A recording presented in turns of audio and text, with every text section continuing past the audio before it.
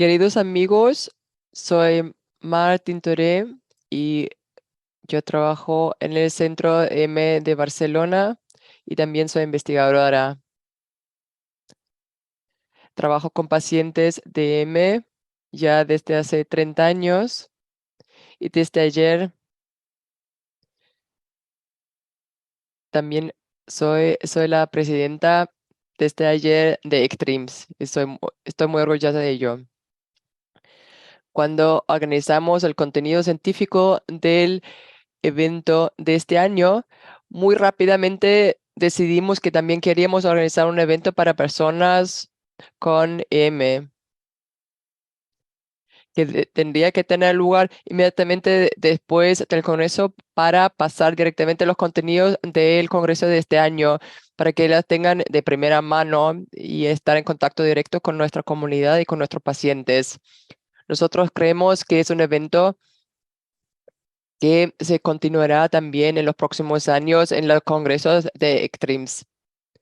Estamos conscientes de las barreras lingüísticas que hay, entonces por esto habrá traducción, interpretación simultánea en los 6 idiomas principales y entonces además será una reunión híbrida. Y también quiero dar una cordial bienvenida a los que están aquí en presencia, en persona. Gracias por estar aquí hoy. Y también quiero dar la bienvenida a los que están conectados en línea. Es sumamente importante tenerlos conectados también desde la distancia.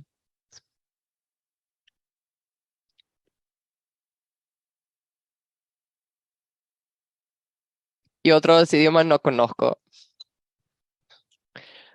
Pena va a continuar.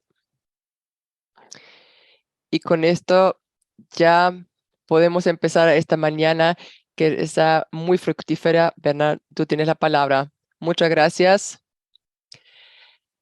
En holandés es welcome y también otros idiomas. El señor Uydehag está hablando en, en, en neerlandés. Ahora pasaré nuevamente al inglés. Hay interpretación para las personas holandesas aquí en la sala. Hay interpretación y entonces ahora quiero anunciar a los primeros ponentes y habrán visto que Elge de Vries estaba en el programa. Desafortunadamente, ella no pudo venir. Entonces habrá un solo ponente en la primera parte que cubrirá también la parte que iba a cubrir Elga de Vries. Entonces, muy agradecidos que doctor Daniel Ontaneda va a hacer la presentación, que él es un profesor asociado de neurología en la clínica de Cleveland de EM. Muchas gracias por estar aquí y por tener la voluntad de hacer esta presentación con esta tarea difícil de comunicar lo que se ha dicho en los últimos días, tratar de resumirlo y también explicar cuál puede ser el impacto en la clínica, en la práctica clínica. Muchas gracias por asumir esta tarea tan difícil. Muchas gracias por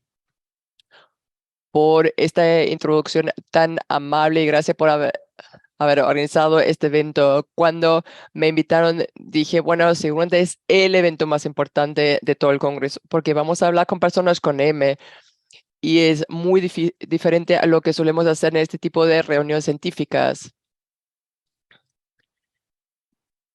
Pero comunicar con los pacientes es sumamente importante. Es un reto tratar de cubrir los 3 días con diapositivas que ni son las mías. Bueno, bueno, Elga lo habría hecho mucho mejor, entonces yo voy a hacer todo para que sea posible. Entonces, bueno, ya pasamos a la presentación de Elga.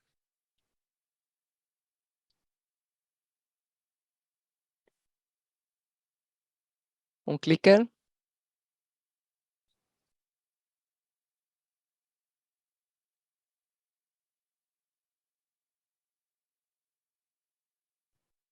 No sé si saben qué es eso, es una sección transversal del cerebro. Por una parte, un hemisferio es de control, el otro es de una persona que tiene esclerosis múltiple. Vemos esta cavidad llena de fluido que si llamamos lesiones de EM.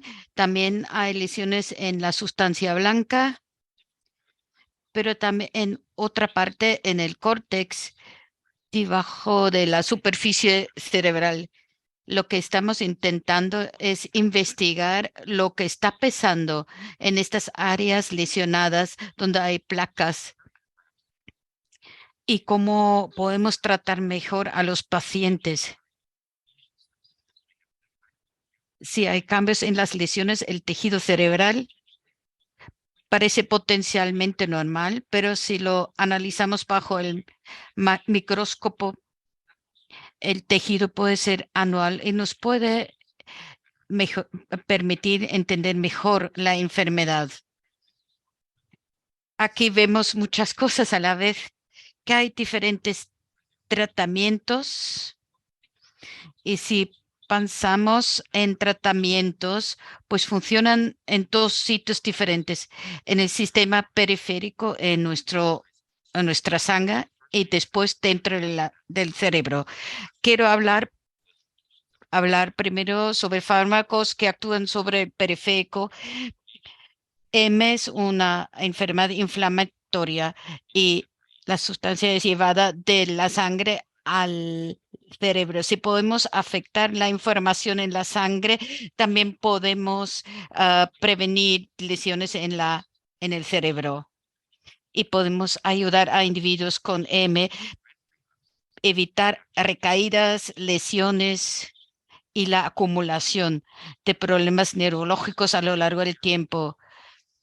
Vamos a repasar estos tratamientos. Hay muchos fármacos que actúan sobre diferentes células inmunológicas. Por ejemplo, ademtuzumab, que ah, afecta a células T y B.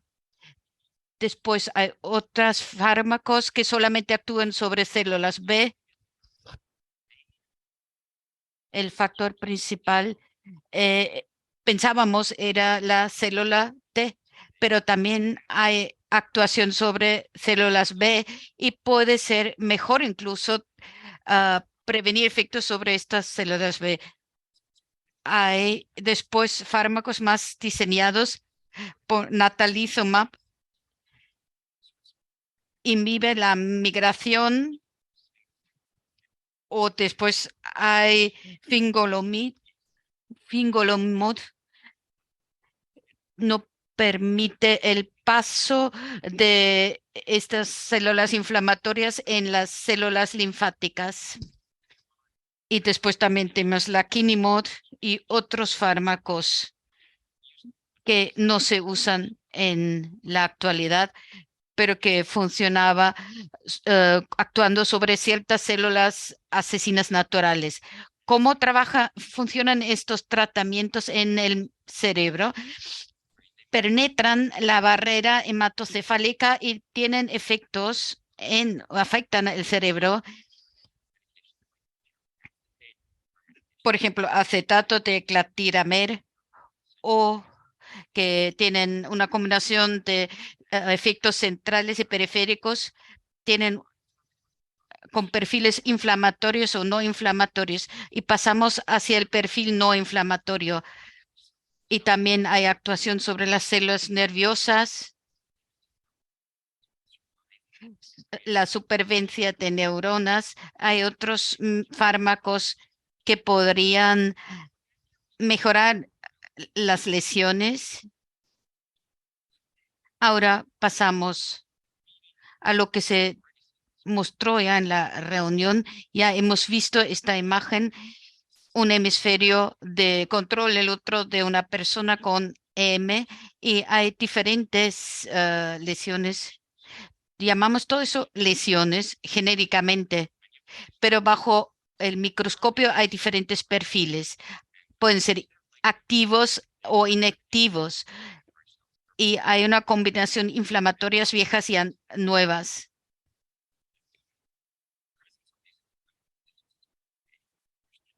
Con la hay situaciones donde no hay una inflación activa, ahí estamos en situación inactiva.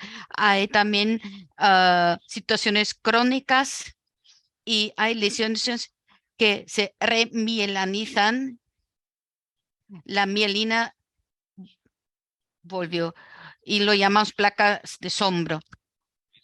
Con las hay tecnologías que permiten usar microscopios de alta resolución para capturar células individuales de cada esta presentación. Ha sido difícil estudiarlo cuando hacemos un análisis genético. Lo hacemos con una gran variedad de células diferentes. Cada lesión tiene múltiples células y aquí hemos llegado al punto de elegir células específicas, individuales, poblaciones, y eso nos permite mejor entender lo que está pasando en la célula. Aquí vemos diferentes mapas de estas lesiones en relación con cualquier marcador. Aquí vemos si hay actividad mitocóndrica activa o si son lesiones remielinizadas y podemos observar los cambios en las lesiones en cada uno de las células para entender mejor cómo funcionan. ¿Qué podemos hacer? Podemos buscar diferentes sitios en el sistema nervioso central. Podemos estudiar la sangre de pacientes o también el plexo coroideo o el septum, una estructura profunda del cerebro, o lo que vemos aquí, hay una serie de células que podemos usar. En este estudio usaron uh, el septum en el cerebro y también del plexo coroideo y que hay una variedad de células de esta región. Y uno de los resultados más importantes que ya se ha publicado es que descubrieron un tipo especial de células asesinas naturales. Son inflamatorias y resulta que no solamente están en la periferia, sino también el cerebro. Y eso puede ser un nuevo mecanismo para tratar la enfermedad. Lípidos, eso se ha discutido muy a fondo y sabemos que estructuras como lipoxina, un producto derivado de lípidos, puede ayudar. Y vimos que hubo diferentes niveles de lípidos en pacientes con EM y podemos cambiar el aspecto de estas células inflamatorias. Hay un experimento que se hizo en el laboratorio. Tomamos células que son las células T reguladoras y que contienen inflamaciones en nuestro cuerpo.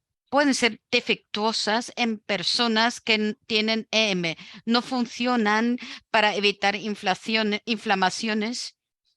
Y en este caso, pues fue un experimento específico en Yale. Si expresas estas células T reguladoras a ácido oleico, pasan a ser células más activas que pueden retener la inflamación. Pueden ser ingerirse con la alimentación. Estos ácidos oleicos puede ser un mecanismo para el tratamiento de pacientes. Si podemos usar ácidos oleicos como suplemento alimentario, pues podemos controlar esta función reguladora de las células T.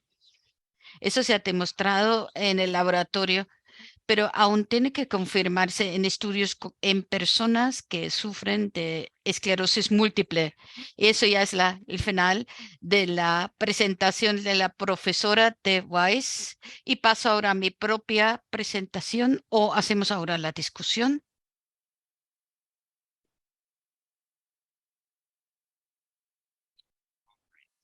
Muy bien, fantástico. Yo paso adelante, sigo. Fantástico. Entonces, bueno, esta es mi declaración de conflictos de intereses. Entonces, a mí se me pidió que hable sobre mediano plazo. Entonces, ¿qué impacto tendrán las investigaciones de ahora del 2022 en la vida de las personas a medio plazo?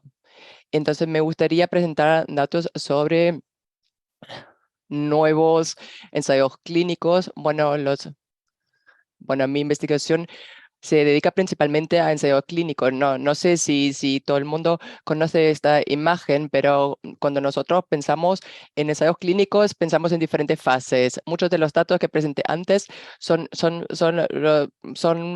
resultados de laboratorio, entonces hacemos trabajo de laboratorio. Entonces lo que descubrimos en los laboratorios, entonces pasamos a ensayos de fase uno. Entonces, con un número muy reducido de personas, se estudia para evaluar la seguridad y en este caso también para personas con esclerosis múltiple. Entonces, no se está probando si funciona, sino únicamente sirve para evaluar la seguridad para que no sea tóxico. Después, los ensayos de fase 2 son un poco más grandes. Entonces, suele haber entre 100 y 300 individuos y se trata de encontrar la dosis adecuada en, en las personas y siempre se hace en personas con M y lo que solemos hacer es tratar de ver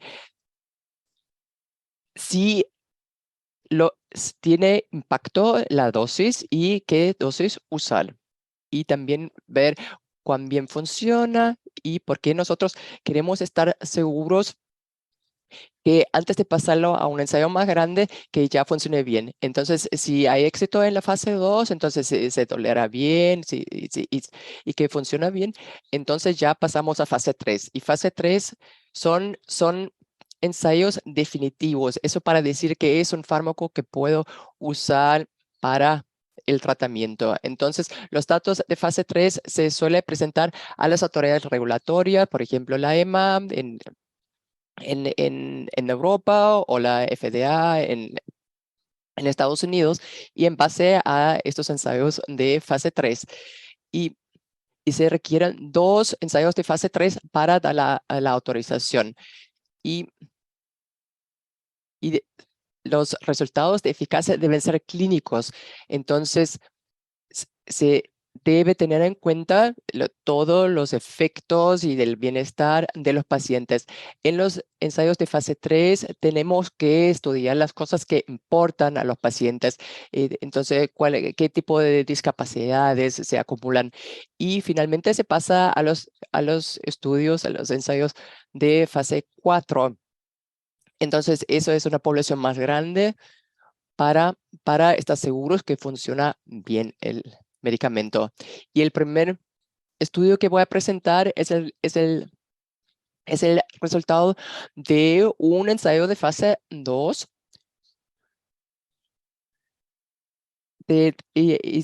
ahí se trata de vidofludimus cálcico IMO 838 y, y que fue un estudio en pacientes con EM remitente recurrente. Entonces, fue aleatorizado. Eso significa que, bueno, se decidía aleatoriamente qué persona iba a recibir un placebo y qué persona iba a recibir el medicamento. Y lo que se estudia aquí es cuáles son los efectos neuroprotectores de este medicamento.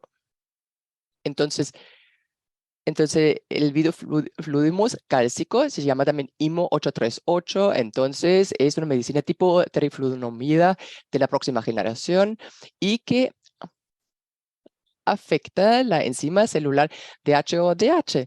Entonces, no se pueden, entonces, entonces únicamente se ocupa de las células T que replican normalmente. Entonces, ¿cuáles son las ventajas de este medicamento? Es una dosis diaria y no existe la necesidad de una eliminación rápida. Es un muy buen medicamento, pero queda en el cuerpo durante mucho tiempo. Entonces, por ejemplo, si es algo muy tóxico, entonces si una persona queda embarazada, debería quedarse esperando durante meses hasta haber eliminado todo el medicamento del cuerpo. Y sabemos que este medicamento no tiene este potencial. Entonces, este estudio que se llamaba énfasis de fase 2, entonces era para personas con esclerosis múltiple remitente recurrente entre 18 y 55 años y con una recaída el año pasado, 2 recaídas los últimos 2 años. ¿Y cuál fue el objetivo? Entonces, ver si vidofludimus tenía un efecto en las nuevas lesiones o en las lesiones activas y también encontrar la dosis efectiva más baja posible, porque nosotros queremos, cuando ensayamos estos medicamentos, queremos usar la dosis y encontrar la dosis más pequeña, no la más alta. Entonces, ver cuál es la dosis más baja que todavía tiene una alta eficacia. Entonces, esto es muy típico de un ensayo de fase 2. Entonces, ver, ver cuál es el efecto en nuestro cuerpo. Entonces, em, en- un grupo recibió 30 miligramos y otro grupo recibió 45 miligramos de este medicamento. Y, y, se- y- y para hacerlo atractivo a personas con M, entonces, ¿por qué iba a ser atractivo para personas si se dice, bueno, te damos una pastilla de azúcar, es un placebo, pero s- entonces se hace una realeatorización, entonces para que todos los pacientes tengan la posibilidad de ser incluidos en el grupo que fue administrado los medicamentos. Entonces, fue el resultado primario? Entonces, las lesiones QA o las lesiones activas únicas combinadas acumuladas. Entonces, aquí vemos con 10 miligramos que estaban en 5.9, entonces cayó a 1.4 con 30 miligramos y subió a 1.7 en 45 miligramos. Entonces, por supuesto, si uno analiza el resultado, se puede decir que la dosis que deberíamos elegir debería ser la dosis de 30 miligramos y incluso que se tolera mejor que los 45 miligramos. Y también decidimos, o bueno, los autores del estudio decidieron que, que este marcador que se puede medir en la sangre, que este neurofilamentos en suero, entonces se dieron cuenta que hubo una reducción según la dosis, entonces de los neurofilamentos en suero. Entonces, aparentemente el medicamento funciona. Entonces, las conclusiones de este estudio fueron que las dosis de 30 y 45 miligramos de vidofludimus cálcico mostraron un gran efecto en las lesiones activas y que el 30 miligramos es la dosis efectiva más baja y que se planifica ahora un estudio de fase 3.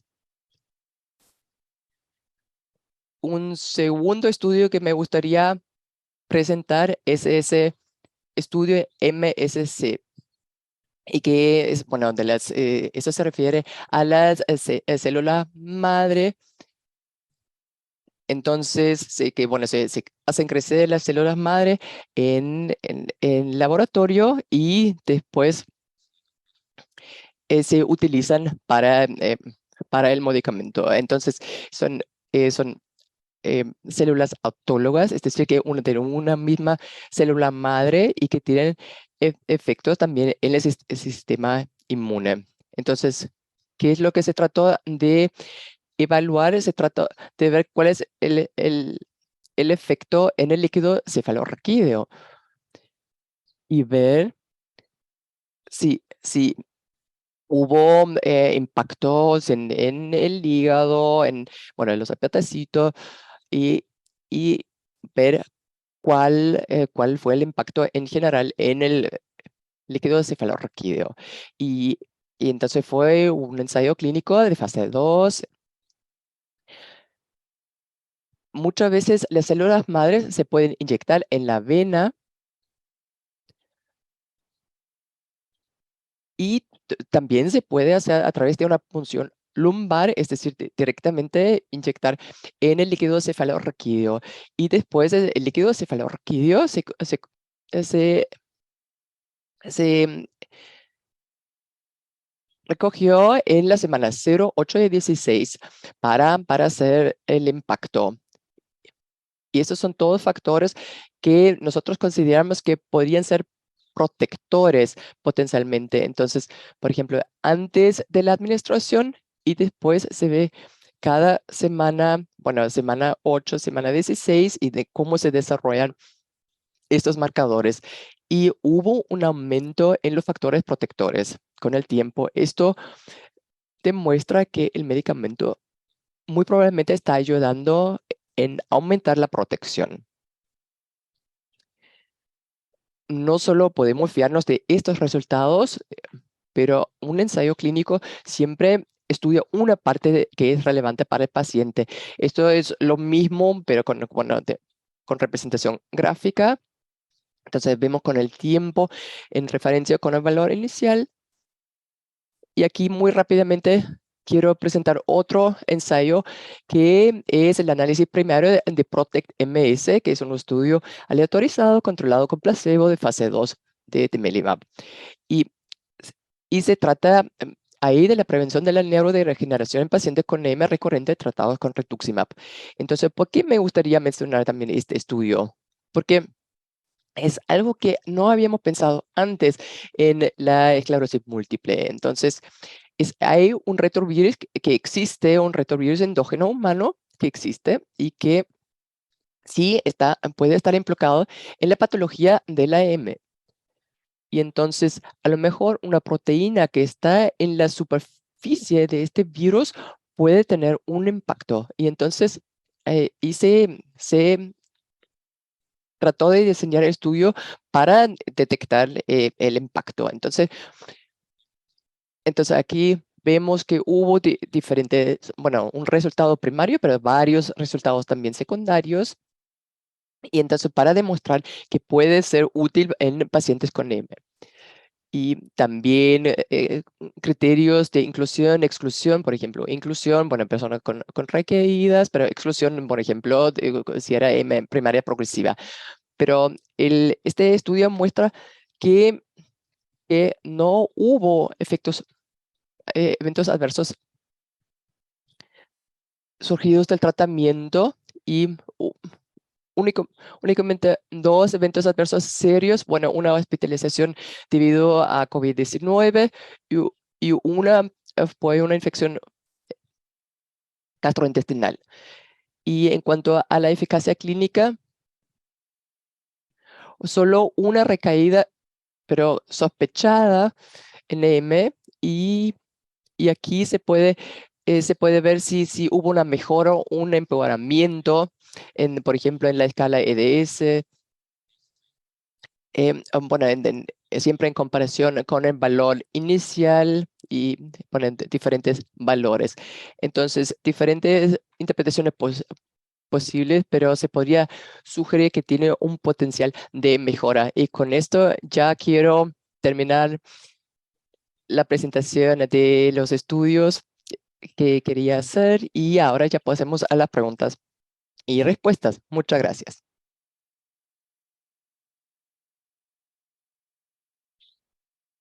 Hay preguntas aquí en Ámsterdam, en los Países Bajos. Por favor, levanten la mano. Hay un micrófono que circula. También pueden ir a los micrófonos. Gracias. Gracias por esta presentación. Para estos estudios, ¿Cómo se administró el fármaco? ¿Es oral? ¿Es infusión? Para el segundo estudio. Y así que el medicamento del primer estudio es oral y del tercer estudio es por infusión. ¿Hay más preguntas? Sí, por favor. Gracias por esta interesante presentación. Tengo una pregunta acerca del segundo estudio con las células madre. ¿Cuántas veces deben que suministrarse estas células al paciente para lograr un efecto a largo plazo? Me imagino que pierden su efecto con el tiempo. Una pregunta fantástica. Eso nos ha costado en todos los tratamientos de células madres, pero en este caso, la gran mayoría de los estudios han usado una sola dosis. Estudios a largo plazo muestran que algunas de las medidas que mostramos tienden de perderse después de un cierto tiempo. No sabemos después de cuánto tiempo se requiere otra dosis de células madre.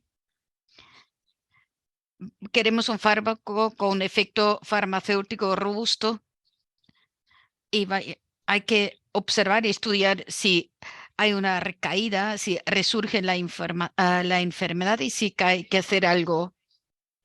Sí, es una forma muy invasiva de administración por punción lumbal en Estados Unidos. No lo hacemos mucho en pacientes. En los estudios con punciones lumbales jamás tenemos estudiantes. En Europa es más común, pero en nuestro caso usamos la vía intravenosa y nuestra preocupación fue, ¿qué pasa con estas células? Entran por infasión, irán a los pulmones o se expulsan. Tuvimos que tener un traceador radio especial para hacer seguimiento de estas células y esperar que se podrían representar con tecnologías de imagen tunnel. Hay 13 páginas de preguntas del público en línea. No será posible contestar todas estas preguntas, pero muchas en la relación con los mecanismos.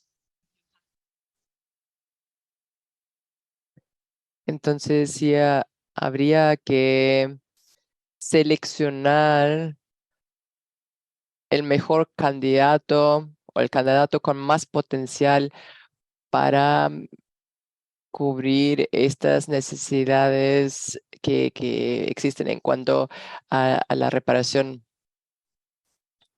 de lesiones. Bueno, buena pregunta. Entonces, hay varios métodos que se puede usar. Y entonces se trata de hacer crecer o de, de hacer, de recuperar la mielina.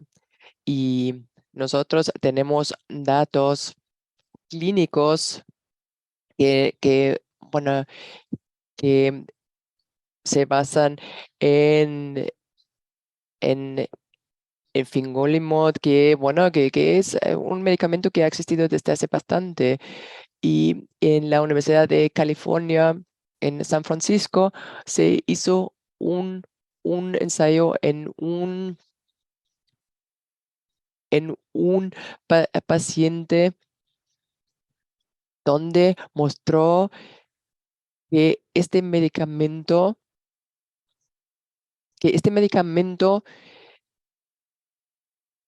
puede tener un impacto en lo más profundo del cerebro. Entonces, bueno, porque se pudo medir en ese ensayo de cuánto tarda la luz en llegar al cerebro. Y entonces, por supuesto, requiere más investigación, y se requieren todavía ensayos de fase 3. Y y nosotros creemos que hay que estudiar más sobre cómo funcionan los lípidos y cuál es el impacto. Porque la enzima, la enzima puede ser fundamental para hacer recrecer la mielina. Hay, hay otros medicamentos desarrollados por por otras empresas farmacéuticas que todavía se encuentran en fase 2 de estudio, pero que podrían tener todavía un impacto más preciso. Pero si me preguntan cuál es el camino más acertado, entonces yo diría que la modulación y también el medicamento que acabo de mencionar. Bueno, hay un estudio que decidí a propósito no presentar porque fue un estudio negativo. No, no lo presenté porque hay muchas cosas que sí funcionan, entonces, ¿para qué mostrar lo que no funciona? Y muchos se acordarán que hubo un gran programa de medicamentos que tiene impacto en que tiene impacto en la modulación de la mielinización. Bueno, espero haber contestado la pregunta. Muchas gracias, Daniel. Un trabajo excelente. Bueno, he hecho el trabajo 2 veces ahora, por también sustituyendo a nuestra oradora que no pudo venir. Y ahora pasamos a la segunda parte de nuestra charla. Sí, hay muchas preguntas en línea y probablemente muchas preguntas que ya tienen que ver con el tema siguiente, porque es algo, bueno, un debate muy vivo.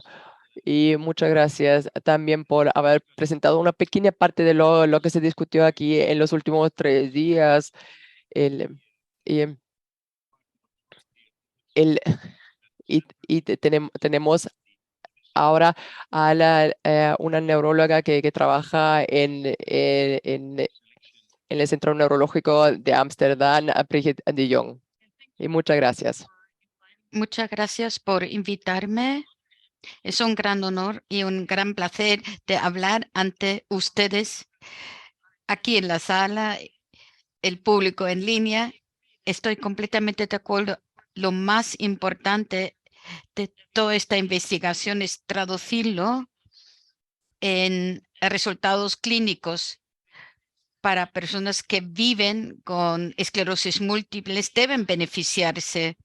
Por eso voy a enfocar temas a más corto plazo, cosas que todos nosotros podemos hacer, que puedo hacer hoy, mañana, la semana que viene, para mejorar mi condición.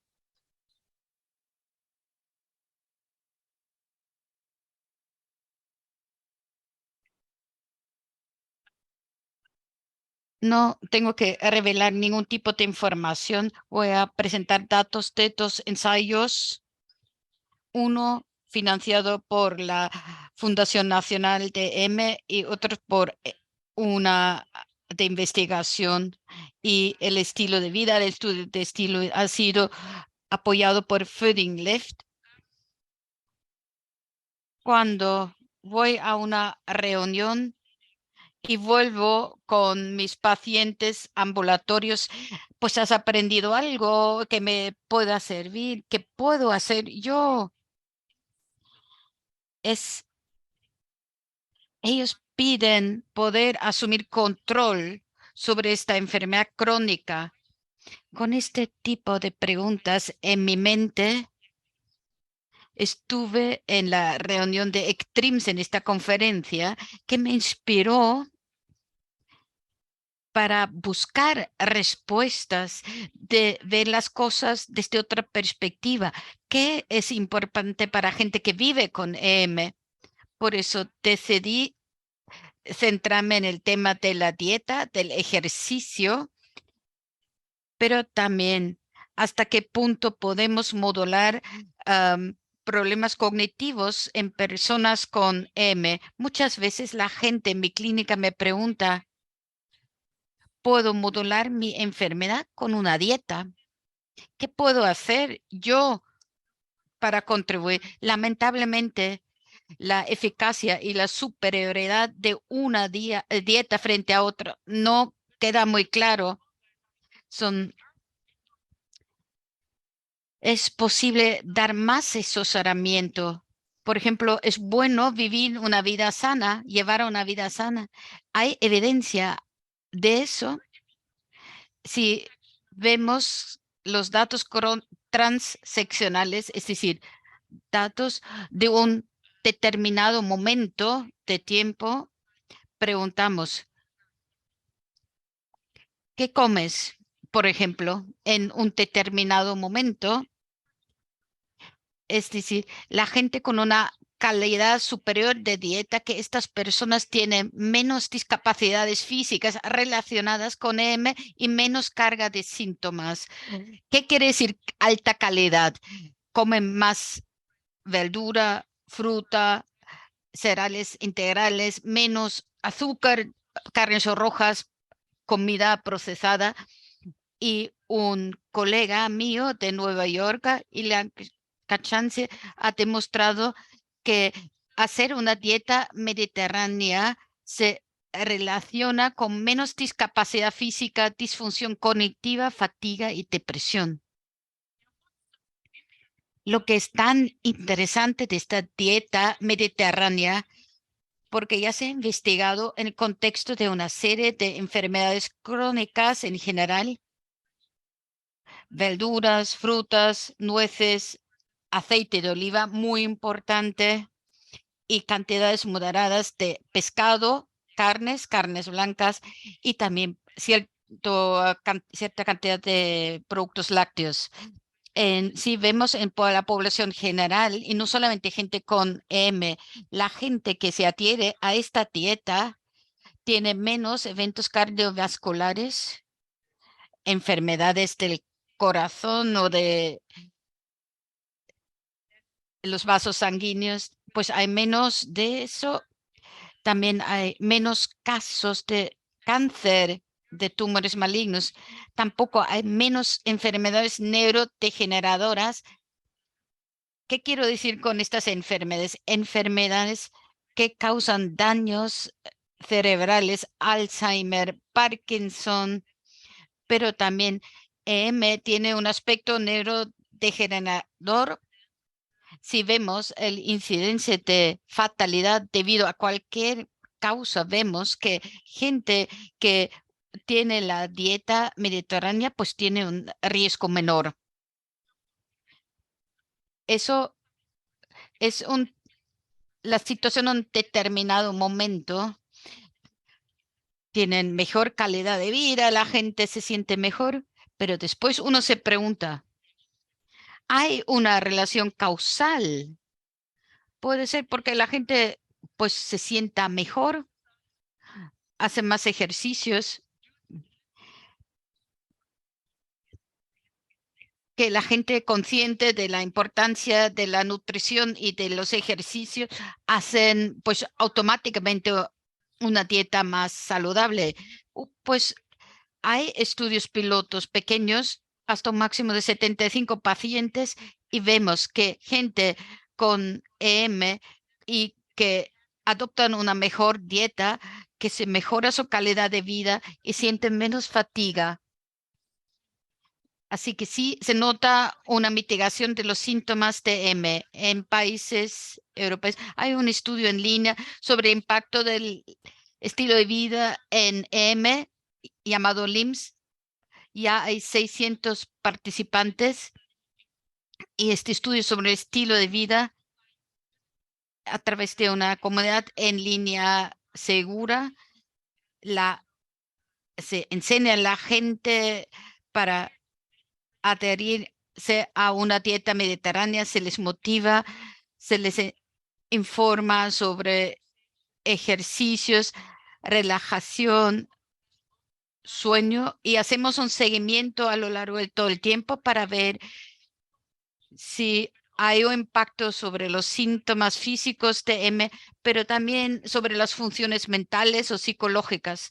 Si hay un efecto positivo sobre este tipo de síntomas. Como ya dije, más de 600 personas participaron en este estudio online.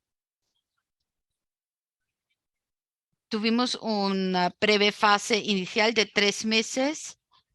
Después hay la intervención y ahora estamos en la fase de seguimiento. Y eso nos permite comparar de cómo la gente se siente antes de iniciar la nueva dieta y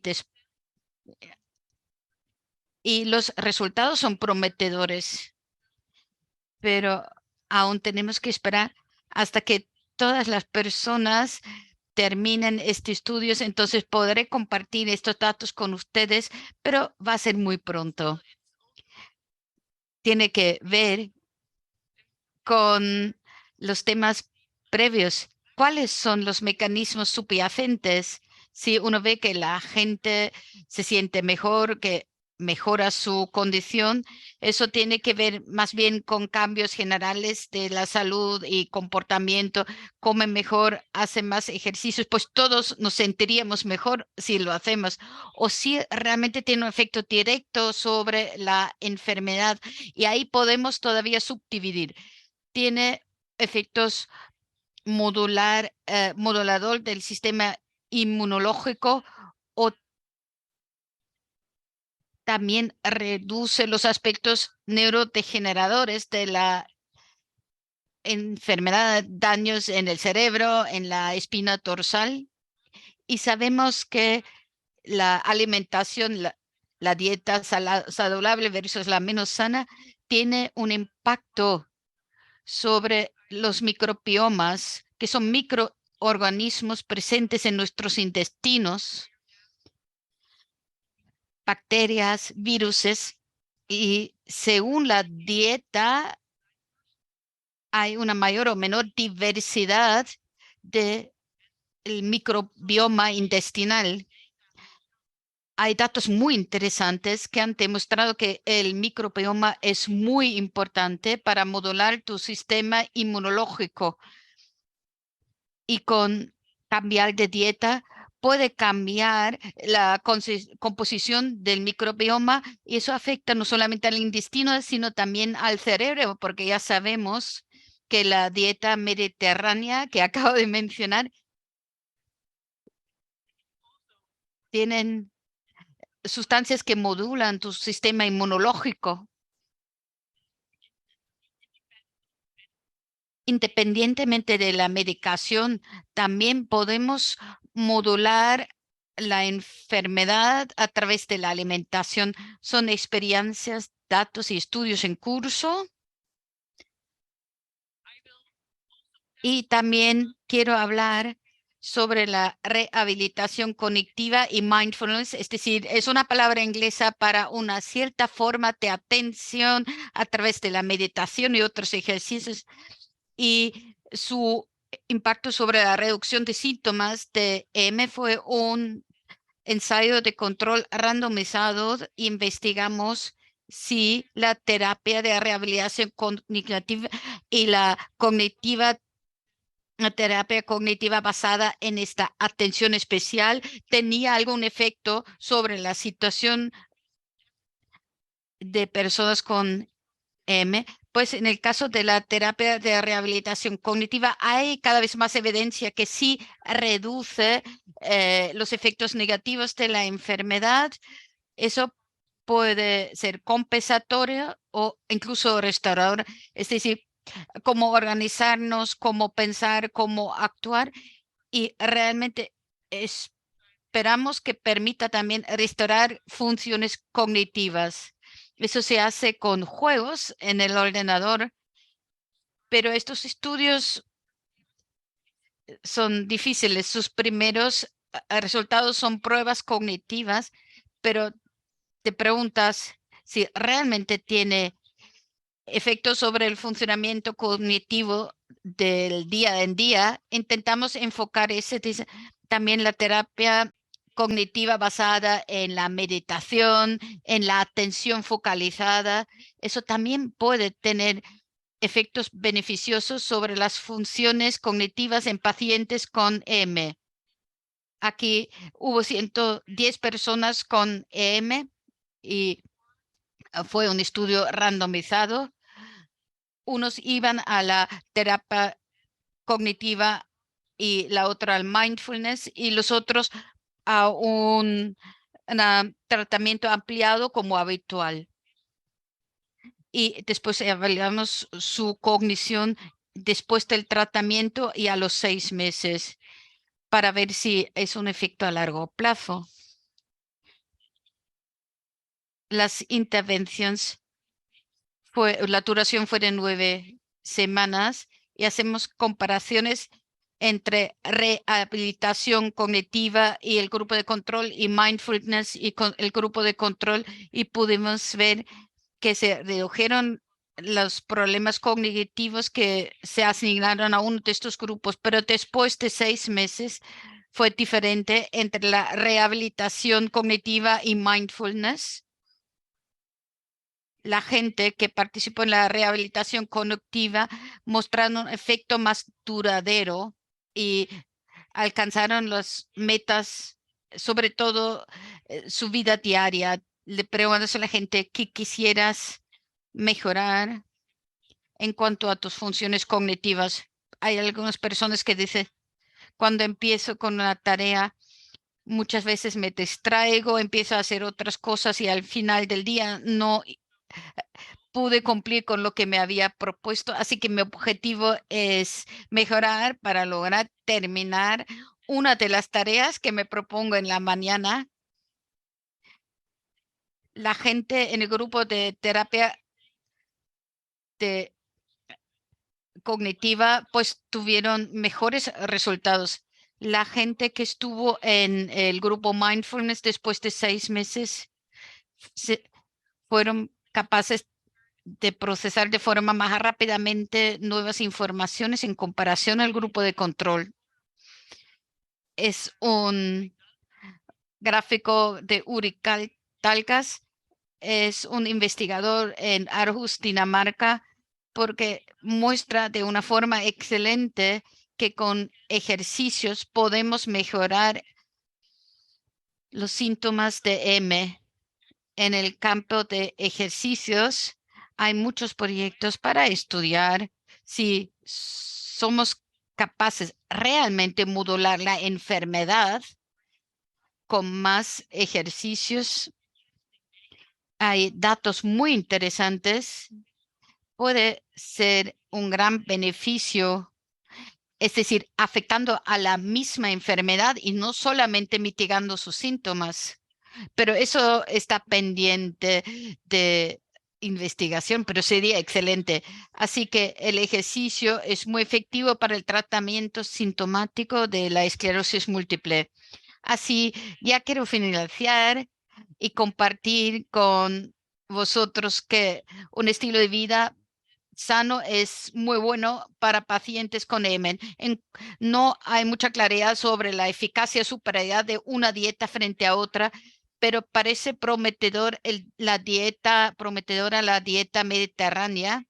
Y si alguien tiene problemas cognitivos, pueden tener en cuenta la posibilidad de la rehabilitación cognitiva o de mindfulness. Eso puede ayudar. Y el ejercicio es muy efectivo para el tratamiento sintomático de EME. Y con eso ya termino. Muchas gracias. Muchas gracias, Brigitte. Y ahora es un gran placer presentar a profesor Alan Thompson, que es un neurólogo en el Hospital de Queen Square de Londres y también es decano de la Universidad UCL y una de las personas que más ha contribuido a la investigación en el área de progresión y realmente se destaca por todas las iniciativas en relación con Alan. Bueno, y gracias por compartir sus conocimientos con nosotros. Bueno, como ya han dicho, lo que me antecede la palabra es sumamente importante compartir los conocimientos con todos ustedes. Entonces, bueno, Brigitte y yo hablamos sobre temas que tienen un impacto a corto plazo y no es tan fácil presentar este tema, pero voy a empezar con esta diapositiva que es de la revista Lancet Neurology, donde muestra cuál ha sido el desarrollo del tratamiento NM. Y bueno, hay muchos datos ahí, pero hay muchos medicamentos para M recurrente y aquí vemos cuáles han sido los avances en la investigación. Eso se ve a la izquierda y a la derecha se ven los avances terapéuticos. Y yo me voy a centrar ahora en algunos estudios y solo voy a presentar unos cuatro estudios porque tengo solo 10 minutos a disposición para presentarlo. Entonces, bueno, a ver si eso me alcanza. Son estudios que com- comparan diferentes fármacos y que nos ayudarán a elegir el medicamento adecuado para cada paciente específico. No hay una respuesta que se puede aplicar a todos, pero bueno, hay un primer estudio que estaba bajo el liderazgo de Marcelo Mocha y, y ahí se estudiaron diferentes medicamentos, dimetilfumarato, fingolimod, acetato de clatirámero, natalizumab, ocrelizumab. Entonces ahí se estudiaba las recaídas, la escala EDS de la actividad de IRM. Bueno, hay muchos datos en las próximas diapositivas, entonces no se preocupen por entenderlo todo. Pero bueno, el mensaje general es lo importante que entiendan. Entonces, un grupo bastante grande que se estudió y entonces cuando se compararon estos medicamentos en cuanto a recaídas, se trataron de ver qué es lo que pasó después de un año y, y, y, entonces ahí fue muy claro que el dimetilfumarato tuvo el mejor resultado, pero después de un año ya no fue después de 2 años ya no fue tan claro. Y en cuanto a EDSS, em, no fue un resultado tan claro.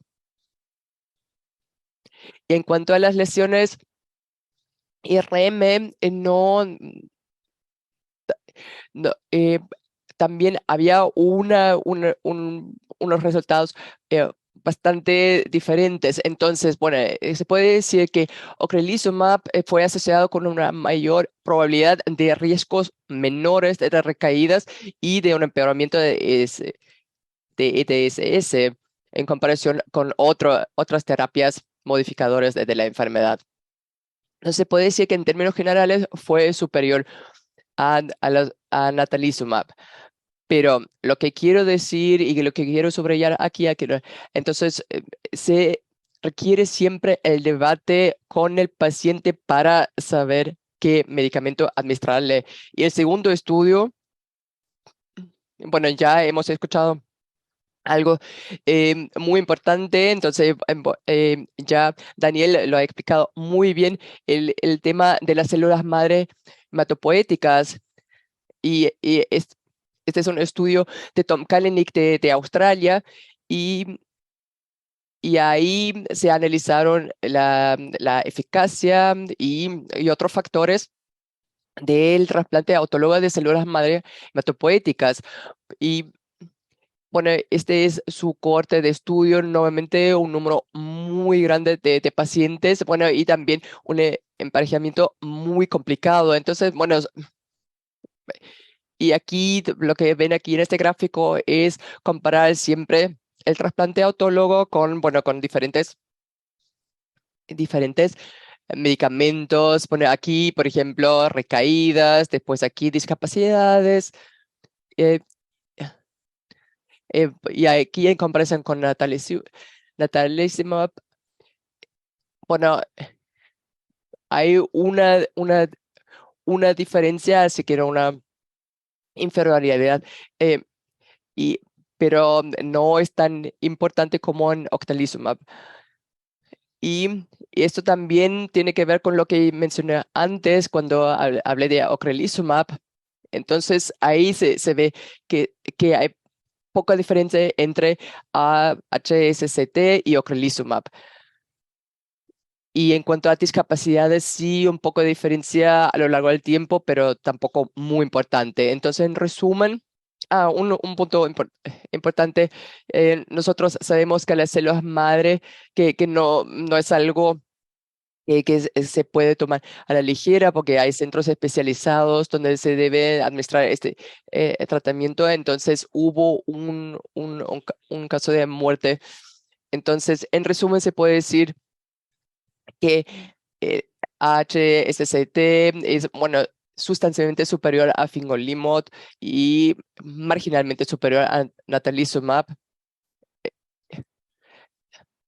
Las células madre, pero eh, se puede decir que están asociados con una tasa más alta de recuperación de discapacidad en comparación con fingolimod y natalizumab. Y después el tercer estudio también estudia la eficacia de HSCT en comparación con natalizumab en M progresiva, pero no ha sido muy alentador, no han sido muy alentadores los resultados, eh, porque vimos muy poca diferencia entre los diferentes agentes y la conclusión fue que las células madre no son superiores a natalizumab. eh, pero sí que previenen recaídas en los últimos 2 minutos. Y bueno, realmente estoy cumpliendo con el tiempo que me pusieron a disposición. Entonces, eh, hay un estudio de vitamina D que me parecía importante mencionar. Daniel dijo que no quería presentar ningún estudio negativo, pero es un mapa que me sorprendió cuando lo vi. Em, em, Nosotros sabemos lo importante que es la vitamina D, sabemos que los altos niveles de vitamina D están asociados a un menor riesgo de M y, y menos actividad inflamatoria. Y Tom muy amablemente me puso a disposición sus diapositivas y algunos estudios estudiaron, bueno, en ensayos aleatorizados, el impacto de los niveles de vitamina D. Por ejemplo, comparar una dosis de 14.000 UI de vitamina D3 versus placebo. No, realmente no hubo una diferencia en comparación con, con el resultado clínico, y en el segundo estudio tampoco ninguna diferencia en cuanto a la tasa de recaídas.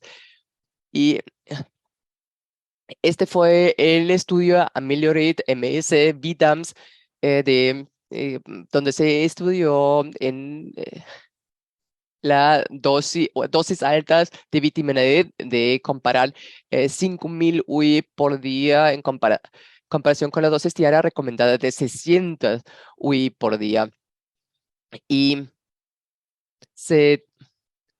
por supuesto, a- había que asegurarse de que hubo una atención completa por parte de los pacientes a los medicamentos, pero el resultado fue que la vitamina D no parece tener ningún impacto en cuanto a las recaídas en los pacientes. Entonces, ninguna diferencia entre dosis más altas o más bajas de vitamina D. Entonces, muy en resumen, muchos estudios han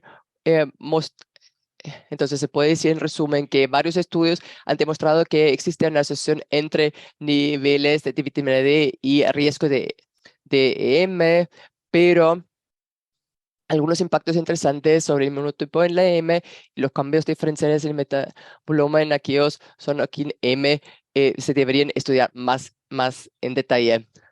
Bueno, voy a concluir diciendo que ahora tenemos un gran número de tratamientos para M recurrente y estos estudios nos ayudan de cómo podemos seleccionar los diferentes agentes para saber qué cambios introducir y entonces tener un tratamiento más personalizado. Muchas gracias.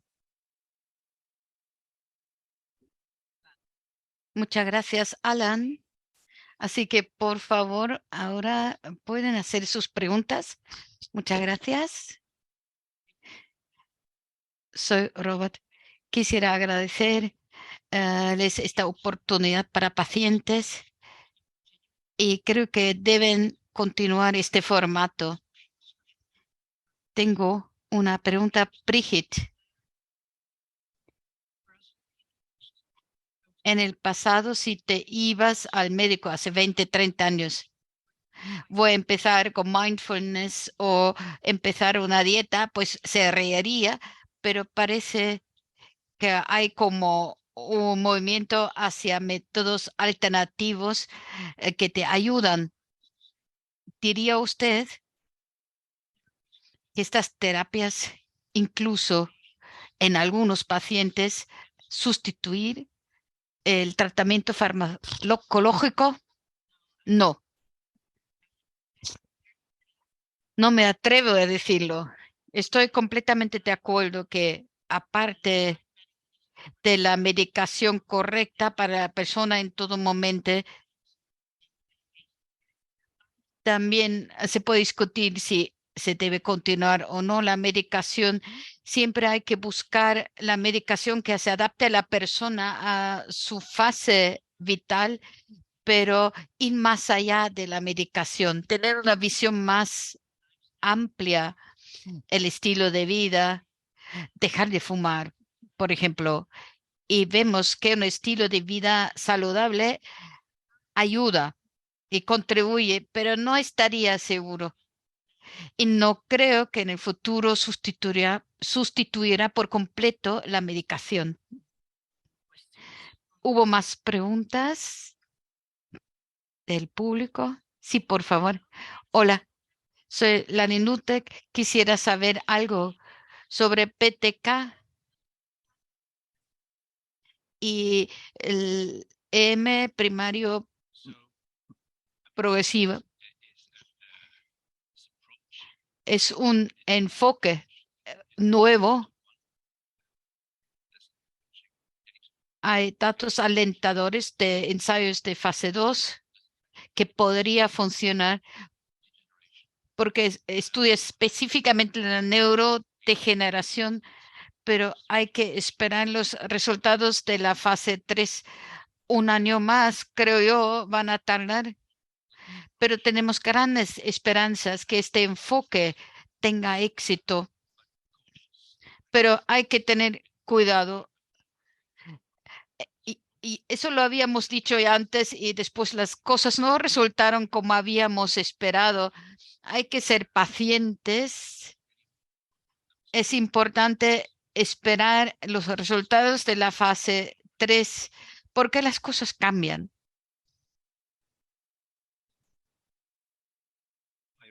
Hola, gracias por las presentaciones de hoy. Birgit, mi primera pregunta es tú. Participé en el estudio Reminds MS en la parte del grupo de Mindfulness y me encanta hacerlo. Ahora hay este estudio LIMS.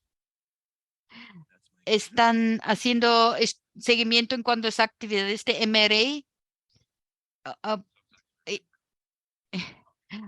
Entonces, no, ya puedo hacer la segunda pregunta. Usted menciona la medicación correcta para la persona adecuada en el momento adecuado en su presentación. Yo vivo en Suiza, fue diagnosticado en el Países Bajos. Ahora uso Aclozimab, pero PD, cuando recibí este medicamento, cuando fue diagnosticado, ¿es posible ahora adoptar las medicaciones adecuadas y las terapias de alta eficacia. En el estudio LIMS usamos solamente cuestionarios. Es un estudio en línea. Nuestro objetivo es integrar a un gran número de personas, hasta 650 pacientes. Si haríamos MRIs para todas estas personas, pues sería demasiado caro. No podemos hacer resonancia magnética. Ya es caro hacer estas sesiones en línea para tantas personas, pero espero que en un futuro se podría repetir este estudio con un menor grupo e investigar más con más detalle cuál es el modo de acción también con la resonancia magnética. Es una pregunta excelente. Es una pregunta fundamental. Es difícil contestar en cuanto al acceso a ciertos medicamentos. Hay que tener en cuenta que en Europa tenemos una situación muy privilegiada comparada al resto del mundo. En muchas partes del mundo la gente solamente tiene acceso a interferona, no tiene natalizumab. Eso es imposible. Y el coste de estos fármacos es tan grande. La gente, aunque pudiera conseguir esta medicación, no podría pagarla. En el Reino Unido es interesante porque tenemos una buena organización. ¿Qué hacemos en primera, segunda y tercera línea? Pues son decisiones que no son fáciles de entender. Usamos el fármaco muchas veces en primera línea, pero también hay muchos otros fármacos efectivos. Nos guiamos por los algoritmos que nos imponen y varían de país en país. Hay una pregunta más fundamental. Si tienes M, quisiera empezar con algo que está más o menos o con algo que es sumamente efectivo. Pues la pregunta es fácil, pero los medicamentos muy efectivos tienen un perfil de efectos secundarios muy fuertes. Hay dos estudios en la actualidad que intentan comparar, intentando comparar porque es muy difícil, como es que si la gente tiene medicamentos de alta eficacia desde un principio y los que no, y cómo sufren de efectos secundarios. Pues al fin y al cabo vamos a tener los datos y hay los clínicos y está el paciente y es la discusión entre el médico y el paciente que debe ser clave. Cada médico quiere dar el fármaco más adecuado y que la gente quiera tomar. Es muy difícil complementar y adherir a ciertos tratamientos por los efectos secundarios tan fuertes. Alan, tú has tocado un tema muy importante, el acceso al tratamiento, y eso lo veo también en las preguntas de personas de muchas partes que están en línea, que no tienen mucha elección y no tienen, se sienten mal porque ven que en otras partes del mundo hay opciones que ellos no tienen. Y en eso también hay que organizarnos y hay que avanzar porque el acceso a una variedad de medicamentos es clave para el tratamiento de muchas personas. Y eso se refleja en los comentarios del público. Sí, estoy completamente de acuerdo. El problema está que los ensayos se hacen con un grupo de pacientes. Es muy difícil sacar de ahí un consejo individual de un estudio de un grupo. Importante es el contacto estrecho con el médico que trata a la persona.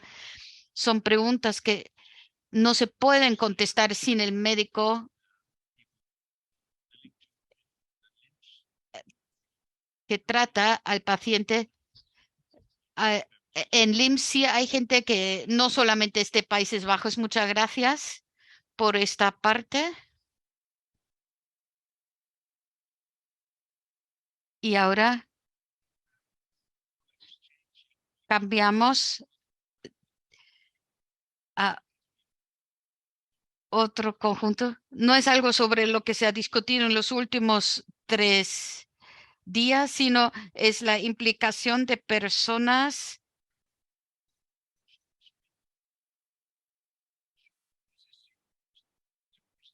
Hay dos presentaciones. Helga Weiland es vicepresidente del equipo MS Suráfrica y también del equipo de Coronel de Proms. Y tengo el privilegio de introducirla. Me alegro poder dar esta presentación. Es fácil pronunciar su nombre. Muchas gracias por su presentación. Muchas gracias por la invitación. Soy una persona con M y tengo aquí mis notas.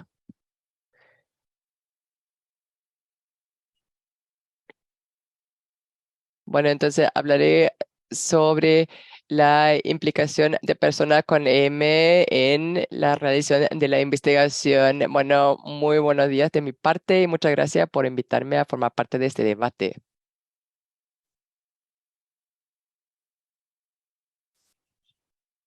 Bueno, esta es mi declaración de posibles conflictos de intereses.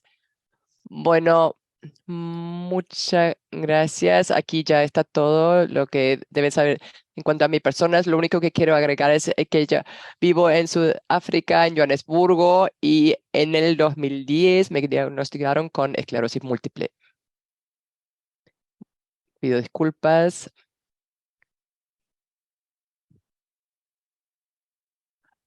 Cuando nos dijeron de qué deberíamos decir sobre qué tipo de participación debería por parte de las para las personas con EM, entonces se nos habla sobre la agenda de investigación. Entonces, la pregunta es de cómo se puede hacer participar a las personas con M en la agenda de investigación y cómo se puede entender mejor la función de la agenda de investigación.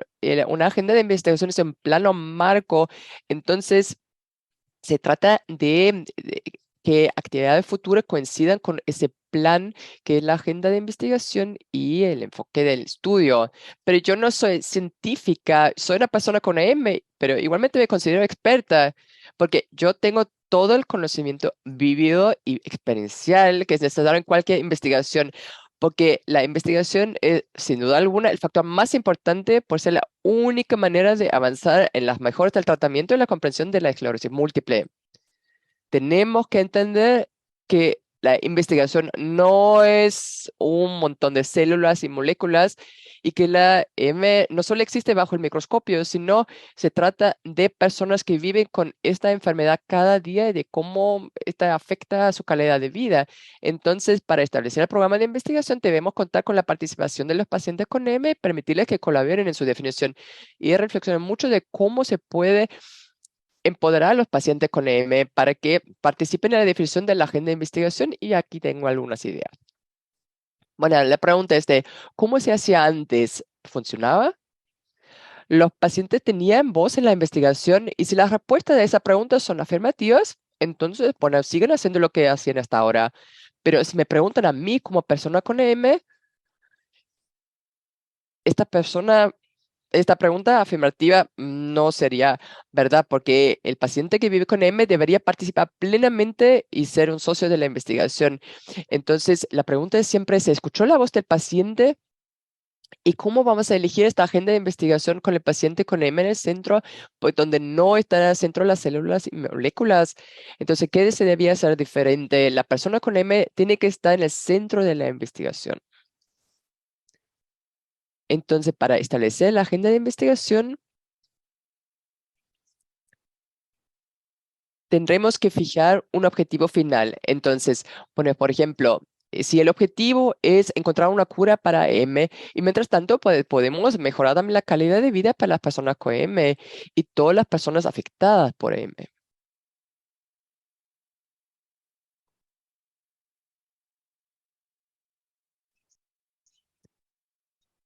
Bueno, parece un poco amplio decir el paciente en el centro de todo, pero eh, ciertamente es lo que la mayoría de las personas con M estarían esperando y estarían de acuerdo. Entonces, se considera las personas con M el elemento que más afecta, perdón, si se tiene en cuenta cuál es el elemento que más afecta la calidad de vida a personas con M, entonces ahí obtendríamos muchas respuestas diferentes.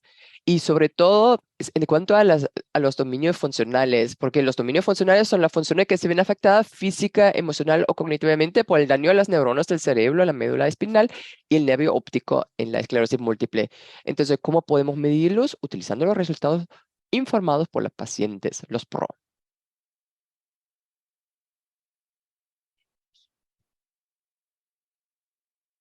La definición de la FDA de resultado informado paciente es cualquier informe del estado de salud de un paciente que viene directamente del paciente sin la interpretación de la respuesta del paciente por un clínico, médico clínico o cualquier otra persona. Entonces, como pueden ver, entonces es una idea muy amplia del que los pacientes no son investigadores, pero son los expertos cuando se trata de sus dominios funcionales y cómo se ven afectados. La M es como una huella dactilar, entonces cada persona es un conjunto de síntomas complejos y únicos que en su conjunto conforman una condición común. Pero la cuestión es realmente cómo vamos a capacitar, cómo vamos a empoderar al paciente en el proceso.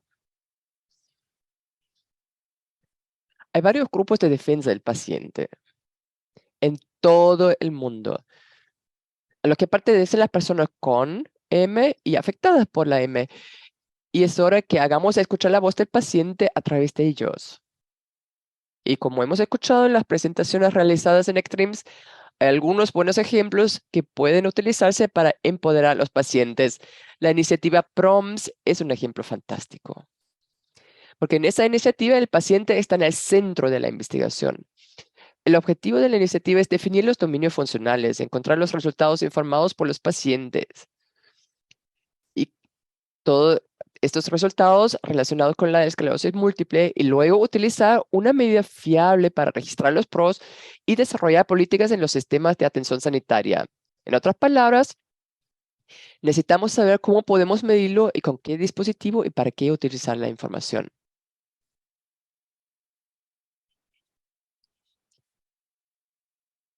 Y tenemos el equipo de coordinación de la participación, el Engagement Coordination Team. Está formado por 6 personas con M y 2 miembros de la MSCF y 2 de la MS Society UK. Entonces, y nosotros participamos en cada paso de la iniciativa, un buen ejemplo de cómo los pacientes van siendo empoderados en el proceso. Porque el empoderamiento del paciente en la investigación significa estar informado de en qué investigación pueden participar los pacientes, participar en la toma de decisiones sobre el proceso de investigación y conocer sus derechos y responsabilidades cuando participan en la investigación. A menudo los pacientes no saben que la participación en la investigación está a su disposición y que es necesaria su participación, que es muy significante. Los pacientes tienen que sentirse copartícipes de la investigación y que son algo más que una simple fuente de datos y que pueden dar forma a la investigación. Entonces, ¿cómo podemos mantener unidos, adheridos los pacientes en la investigación? Bueno, mantener a los pacientes empoderados, informados durante y después de la investigación y explicándoles los resultados, proporcionando apoyo al tener acceso a los médicos e investigadores y considerarlos realmente socios de la investigación y guardar la confidencialidad de la información que el paciente comparte y mantener los términos o procesos de la investigación comprensibles para los pacientes con M. Por supuesto, también ofrecer, proporcionar retroalimentación periódica, incluir a los pacientes en el cronograma del proyecto de investigación y actuar en el mejor interés del paciente. Y los pacientes deben conocer sus derechos de participación en la investigación y también comprender los riesgos que conlleva la investigación. La pregunta siguiente son las mejores prácticas. La investigación o las mejores prácticas se refiere a un proceso sistemático utilizado para identificar, describir, combinar y difundir estrategias clínicas o de gestión eficaces y eficientes desarrolladas y perfeccionadas por los médicos clínicos. Pero es curioso que como paciente y no como investigador me resultó difícil encontrar un conjunto estándar de directrices para las mejores prácticas. Parece que esto varía mucho. Sin embargo, las mejores prácticas tienen que ver con los valores y las normas, la identificación y la evaluación de métodos potencialmente eficaces para cada paso o componente de la investigación, la combinación de los métodos más eficaces y la comprobación de los métodos combinados. A mi entender, como paciente, las mejores prácticas se reducen a actuar de forma ética. Eso puede significar cosas diferentes para cada uno.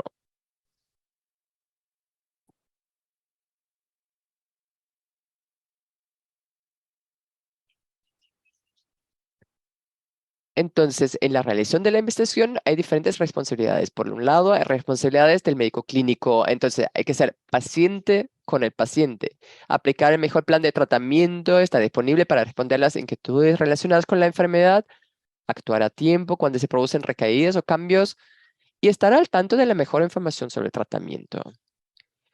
Pero por supuesto existe también la responsabilidad del paciente, entonces mantenerse informado a través de fuentes fiables, gestionar su esclerosis múltiple de la mejor manera posible, mantenerse positivo, comunicar bien las preocupaciones al médico, conocer los límites y tomar la medicación según lo prescrito.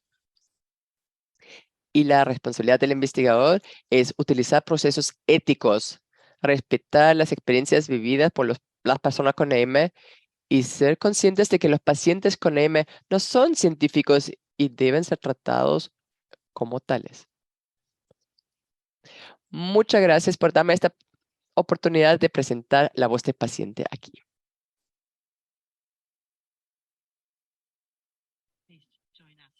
Gracias. Excelente la presentación.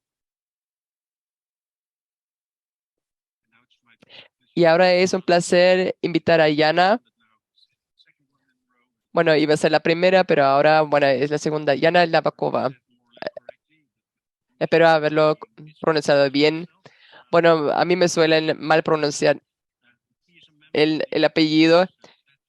Ella forma parte de la plataforma europea de M y es y ahora también tiene un fondo de jurista y trabaja en el ministerio. Muchas gracias por esta excelente introducción. Muchas gracias por haberme invitado a estar aquí con todos ustedes y durante los 3 excelentes días de la conferencia de ECTRIMS, pues a mí me sorprende, sobrecoge la emoción como paciente. Ven más de 9.000 personas dedicando su día, sus vidas, su trabajo para ayudar a gente con EM, permitiéndoles vivir sus vidas. Eso es muy valioso. Muchas gracias por hacerlo, por estar aquí, por compartir experiencias. Así yo como paciente sé que está en buenas manos y agradezco de estar aquí como paciente. Como Brigitte ya dijo, algo que la enfermedad te quita es el control, esta sensación de controlar tu vida y queremos recuperarla. No siempre será posible, hay que admitirlo, pero recuperar el control sobre cómo vivimos, cómo adaptamos nuestro estilo de vida. Y el conocimiento es tan importante. Para mí, la información es una herramienta. ¿Cómo puedo participar y cómo me siento mejor? Estoy mejor gracias a Extremes por ofrecer esta oportunidad a pacientes de entregar informaciones recientes a pacientes. Pues sí, revelación de información, gracias, ya se ha mencionado en la instrucción. No soy experta en sanidad, vivo desde hace 12 años con esclerosis múltiple. Soy de la República Checa, para que puedan identificar mi acento un poco raro. Yo me beneficio de los centros de excelencia en la República Checa. Gracias a ellos he podido tener un tratamiento temprano, y motivación es contribuir, participar, compartir y pagar un poco, dar de mí para compensar lo que he recibido. Yo soy el CEO interim de la plataforma Esclerosis Múltiple Europea. Tenemos anfitriones, tenemos patrocinadores. Yo fui empleada del Ministerio de Salud, pero ahora estoy de baja no remunerada. Pues como digo, no soy experta.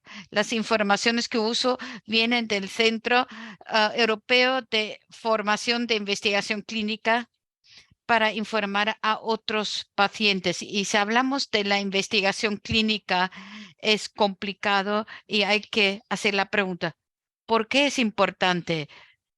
¿Por qué y cómo se pueden implicar pacientes con EM en ensayos clínicos? ¿Por qué tenemos que implicarnos en la investigación clínica? ¿Por qué debemos tener interés como pacientes? Eso es fácil. Haber escuchado todos estos excelentes ponentes sobre los progresos, se puede decir, sin investigación no habría progreso en la lucha contra EM para mejorar la vida de personas con EM o buscar una cura en el futuro. Es importante saber que antes de todo tratamiento llegue al mercado, al paciente, tiene que pasar por procesos complejos de ensayos clínicos y tiene que ser autorizado por las autoridades públicas para asegurar que es un tratamiento seguro y efectivo. ¿Y por qué necesitamos a los pacientes en la investigación, en los ensayos clínicos? No pueden llevar a cabo investigación sin nosotros, pero como parte activa, nosotros deberíamos ayudar a configurar los estudios, los ensayos, porque queremos que la investigación se centre en temas que son realmente relevantes para las personas que viven con esta enfermedad, que establezcan prioridades, cómo podemos participar como ah, pacientes. Hay muchas formas. Es interesante ver como pacientes de cómo participar. Primero, participar como paciente en un ensayo clínico como un participante. Y lo que hay que saber es, pues necesitamos información, la conciencia, la formación y compartir la experiencia entre pacientes, pero es la única forma. También ofreciendo datos como pacientes a los registros de M es otra forma de implicarnos y contribuir al progreso, a la investigación. Y también podemos contribuir como pacientes expertos o abogados, defensores de pacientes a través de una serie de organizaciones de abogacía, registros, PROMS, juntas asesoras de comunidad, formación como expertos pacientes, desarrollo de capacidades para organizaciones. Es muy importante para contribuir bien a la investigación clínica. ¿Qué es? ¿Qué estudio clínico es? ¿Qué tenemos que saber nosotros como pacientes? ¿Cómo encontrar la información que hay si tengo interés en un determinado tratamiento y cómo participar? No hay que leer esta presentación que ven aquí, pues ya se ha explicado muy bien cuáles son las fases de los ensayos clínicos. Es importante y hay que entenderlo para conocer las diferentes fases. Conocimiento es poder. Nos puede mitigar el miedo. Hablé con un médico en la República Checa y yo dije, ¿qué pasa? ¿Qué es importante? ah, ¿Qué diría usted a pacientes antes de participar en estudios clínicos? No tengan miedo, me contestó la médico. Obtenga toda la información para ver si este estudio es viable para usted. Lo que es importante como paciente con M, si consideras forma parte de un estudio, si tu doctor te dice, bueno, eso sería una buena oportunidad, si pasan fases 2 y 3 son las fases más importantes porque ya el fármaco se ha demostrado su seguridad. Si participas en un ensayo clínico, vas a recibir el cuidado médico más recientes, que se hacen más pruebas, más monitoreo, que se cubren los gastos, que los datos son confidenciales, que tienes el derecho de finalizar tu participar en cualquier momento y que además contribuyes a un mejor tratamiento de la enfermedad. Hay reglas éticas muy estrictas y para algunos pacientes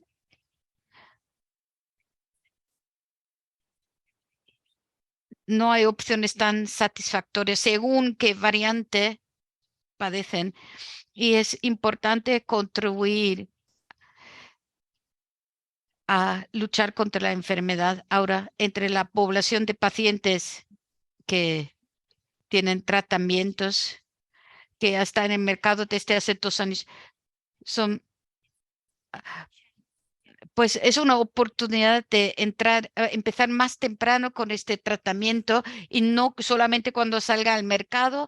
Y con eso, si es un tratamiento adecuado para ti, pues mejor de empezar antes. Hay que informarse, hay que entender perfectamente bien que todo sea por escrito. Siempre te deben dar tiempo para reflexionar. Te dan la información, tú donde encuentras información y cómo participar. Primero consultar al médico especialista que te esté tratando. No todo centro de excelencia está llevando a cabo todos los ensayos clínicos, pero te pueden dirigir a un centro que tenga un estudio relevante para ti. Hay un registro de ensayos clínicos de la Unión Europea sobre todos los ensayos. Después hay los registros nacionales y también organizaciones consultoras de pacientes como MSP o MSIF y te pueden ayudar. Sé que hay poco tiempo ya. Otra forma muy importante es contribuir a registros de M. Nuestro registro en la República Checa realmente recibe muchos datos, es una fuente de información, evidencia comprensiva y nos permite educar a la gente que tiene que ver con MS, los cuidadores, los médicos, los pacientes. Hay que saber que hay datos clínicos reportados por los clínicos, por los médicos, por los profesionales de cuidado y también los resultados percibidos o comunicados por los pacientes, los pros.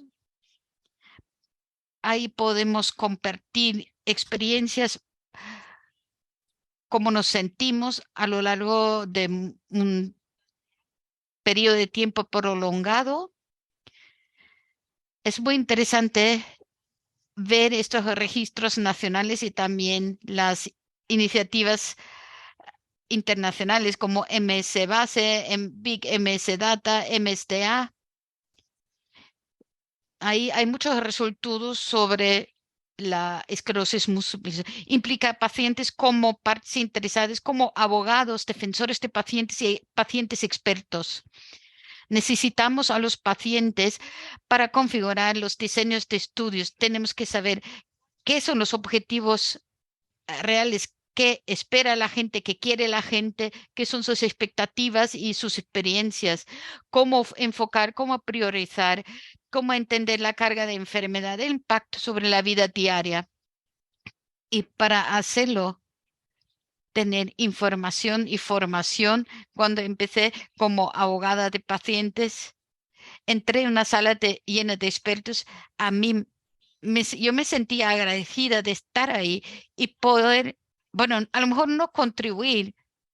Yo hablaba otro idioma para participar en discusiones y dar mis testimonios. Fue muy importante recibir formación y estas son las herramientas. Hay estas juntas consultivas de la comunidad de pacientes con M que te ofrecen formación, educación para que logremos lo que queremos, para que los estudios apunten lo que nosotros necesitamos. Muchas gracias por la atención, por ser activos, informados, valientes. Gracias a Ectrims, a esta gente maravillosa que nos ayuda a nosotros pacientes con EM. Muchas gracias.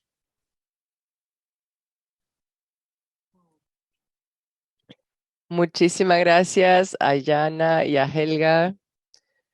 Realmente unas presentaciones muy significativas, también con mucho conocimiento de las personas afectadas por M y por haber hecho esta contribución al debate. Y ahora nuevamente tienen la posibilidad de hacer preguntas. Bueno, hacer reflexiones.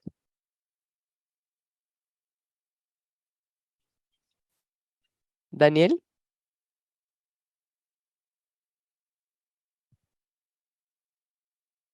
únicamente quería agradecer a las dos por sus presentaciones. A lo mejor en Europa es diferente, pero en Estados Unidos, cuando realizamos ensayos clínicos, no suele haber una voz de paciente muy fuerte presente. Nosotros tenemos un ensayo financiado por una institución de investigación que, bueno, que es son fondos públicos, básicamente. Y lo que me sorprendió es que uno de los requisitos para este ensayo fue tener la voz del paciente presente. Entonces, ya antes de iniciar el ensayo clínico y también una comisión de, de asesoramiento de pacientes que se reúne constantemente. Entonces, y solo también quiero reiterar lo importante que ha sido tener esta voz del paciente, porque ha mejorado el ensayo como tal y hemos aprendido tanto de nuestros asesores pacientes y también dar información constante de vuelta al paciente. Y esto no se suele hacer y eso subraya lo importante que es si las personas no están involucradas en el diseño de un ensayo, entonces no habrá un impacto tan, tan significante. Muchas gracias también por su testimonio. Y también quiero agregar algo en la misma dirección. Yo también he trabajado en el consenso de vacuna para personas con M en esta iniciativa europea que también apoyada por ECTRIMS y NMM para también compartir nuestra preocupación por incluir también la voz del paciente y subrayar la importancia de sus contribuciones. Entonces, porque tiene importancia en de cómo se diseña y cómo el ensayo y de cómo después se puede traducir también los resultados de manera más fácil al paciente para también reduciendo el miedo de que puede existir, por ejemplo, en relación con la vacuna. Y en la misma dirección de lo que ha mencionado Daniel, y nosotros como médicos, como científicos, tenemos que aprenderlo de cómo integrarlo en nuestros protocolos, en nuestra, en nuestra agenda, pero seguramente se necesitará más. Estoy completamente de acuerdo Creo que en nuestras carreras médicas no fuimos educados para ello. Es un proceso de aprendizaje para los dos lados, tanto para pacientes con M y los médicos. Estamos aprendiendo conjuntamente de cómo cooperar. La voz del paciente es esencial. Cualquier terapia que, que que nosotros administramos o que nosotros recomendamos debería mejorar la calidad de vida del paciente con M. Pero si nosotros no sabemos qué es importante para los pacientes con M, entonces no se va a poder hacer este trabajo. Entonces, tanto los investigadores, los médicos, todos tienen el mismo objetivo, pero no necesariamente es muy visible para el otro grupo que son los pacientes con M. Entonces, realmente, bueno, un gran aplauso por sus presentaciones y ya han contestado algunas de las preguntas. Hanna, Yana, también quería agradecer a usted por subrayar la importancia de hacer contribuciones a través de la participación en ensayos clínicos. Cuando empecé a trabajar en esta enfermedad, no había tratamientos y debido al hecho de que muchos de ustedes participaron en los ensayos, entonces ha habido un gran avance, incluso bueno, aceptando ciertos riesgos y ahora tenemos un paisaje tan prometedor y es uno de los campos en neurología donde en los últimos 25 años ha habido un cambio profundo y esto gracias a su participación. Y cuando trato de explicar un ensayo a uno de mis pacientes, y entonces me suelen preguntar, ¿por qué debería participar yo en un ensayo? Porque ya tenemos esto, lo otro, y es cada vez más difícil conseguir la participación, pero si no se realice este esfuerzo por los dos lados, no vamos a ir adelante. Únicamente podemos llegar adelante a través de los ensayos clínicos, no será a través de una iluminación que podemos conseguir un avance, solo por los ensayos clínicos. Y el segundo punto mencionado por usted es también son los registros, porque los registros son el único lugar donde se recopilan los datos a largo plazo y es una enfermedad de larga duración. Y solo gracias a estos registros tendremos datos a largo plazo, porque los ensayos clínicos te dan datos de 1, 2, 3 años, pero jamás los datos de 25, 30 años. Y eso lo necesitamos para saber si las intervenciones sí tienen impacto y tienen sentido. Y también los prompts son importantes. No solo nos no solo necesitamos los datos de que provienen de los médicos, sino necesitamos resultados informados por pacientes. Entonces, es importante que se recopile este tipo de información, pero nuevamente tenemos que participar activamente en estas áreas. Entonces, ensayos clínicos, registros y recopilar datos informados por parte de los pacientes. Muchas gracias por haberlo presentado tan bien y tan claramente. Muchas, muchas gracias. Es, eh, sí, creo que aquí vemos que todos estamos en lo mismo y es una situación gana-gana para todo el mundo. Poder participar en ensayos clínicos puede significar que te ayudas a ti mismo, pero también a pacientes futuros.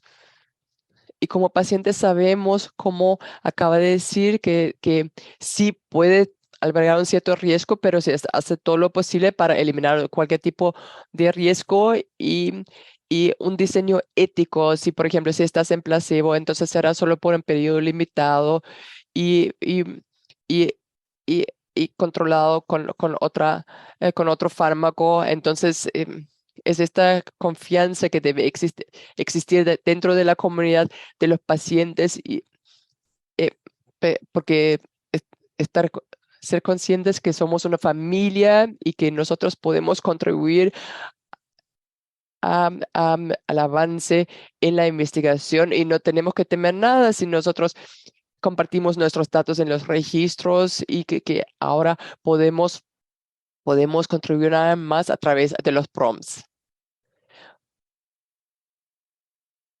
Algo- Algunas de las aplicaciones que se han presentado, realmente ya estoy muy ansiosa por usarlas. Viniendo de Sudáfrica, como dije al principio de mi presentación, estoy muy agradecida en nombre de toda África, creo que puedo decir, porque la prevalencia de la enfermedad es menor y los ensayos clínicos son mucho menores y entonces África depende tanto del trabajo realizado por parte de Estados Unidos, Reino Unido y Europa. Y gracias por incluirnos a nosotros también.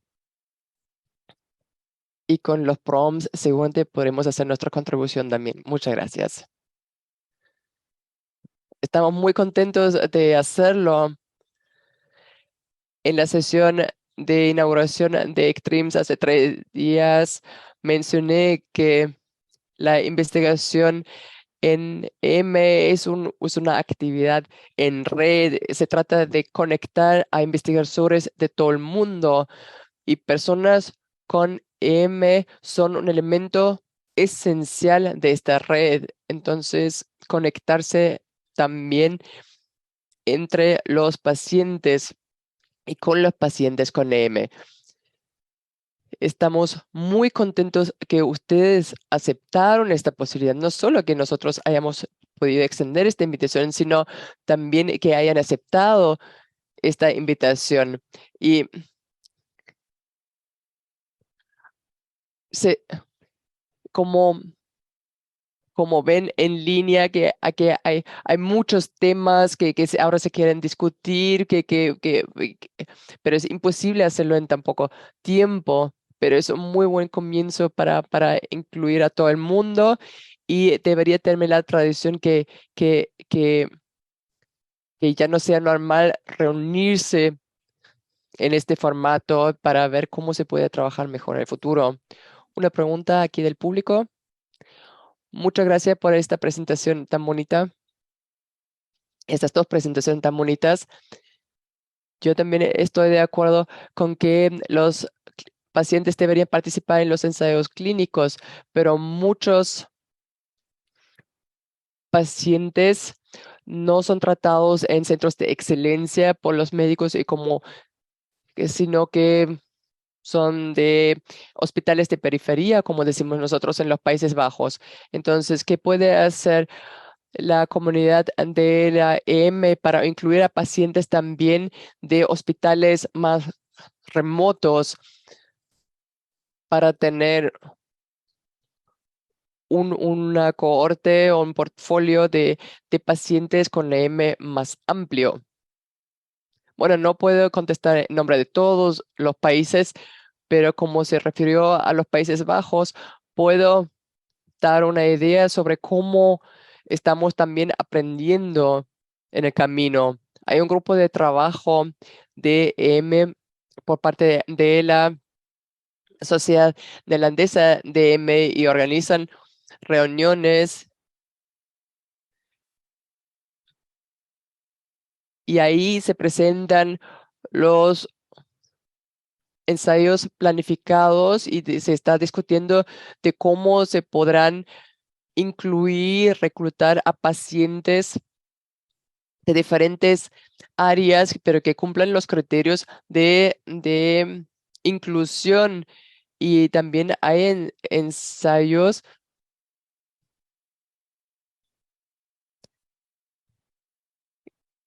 que directamente se realizan en los hospitales periféricos, en áreas más remotas. Entonces, existe la posibilidad de incluir a más personas, no solo las personas que que están en son los pacientes tratados en centros de investigación, porque ahí sí tienen la posibilidad de participar para, si no hace, tratamos de incluir a pacientes de otros hospitales. Entonces, su consejo a los pacientes es preguntar a su neurólogo si sabe que hay ensayos en curso en el que uno podría participar como paciente. Si esta es la situación en los Países Bajos y prácticamente todos los neurólogos están muy bien interconectados y comunicados. Excelente, muchas gracias. Creo que la COVID nos ha enseñado que hay muchas formas para trabajar desde la distancia y también en el área de ensayos clínicos hay una forma de repensar los procesos para que sea más factible lo que usted acaba de mencionar, no solo en los Países Bajos, sino también en otros países, porque muchas cosas se pueden hacer con telemedicina, con personas involucradas también a distancia, entonces no solo en los centros de excelencia en investigación. Si puedo agregar algo, muchas gracias por esta pregunta, porque ahí sí los pacientes pueden tener mucho impacto al preguntar al neurólogo, al crear esta demanda. Yo estoy muy a favor de centros de excelencia y haremos mucho para también defenderlos y promoverlos, pero no es el caso de todos los países y tampoco será posible en cada caso. Entonces es importante que la atención sea asequible y que sea accesible, pero nosotros tenemos un gran poder en crear esta necesidad de informarnos y de crear la demanda, porque hay países, no estoy hablando de los Países Bajos, donde, bueno, lo que hablamos de Sudáfrica, la, la, si es una enfermedad no tan prevalente, no hay tanto tratamiento y los pacientes son los que tienen la información, a veces más que el neurólogo general. Entonces, con ello se creará la demanda y compartir los conocimientos, el compartir de los conocimientos entre los neurólogos. Muchas gracias. Con eso voy a cerrar la sesión. Quiero agradecer a todas las ponentes y los ponentes. Excelentes ponencias. Gracias por la presencia aquí en la sala y en línea. Espero que la traducción simultánea haya funcionado y espero que va a ser el inicio de una tradición de muchos años. Quisiera agradecer a mi copresidente, a la presidente de CTRIMS, que inició todo eso. Gracias, profesora Tintore. Muchas gracias también por mi parte.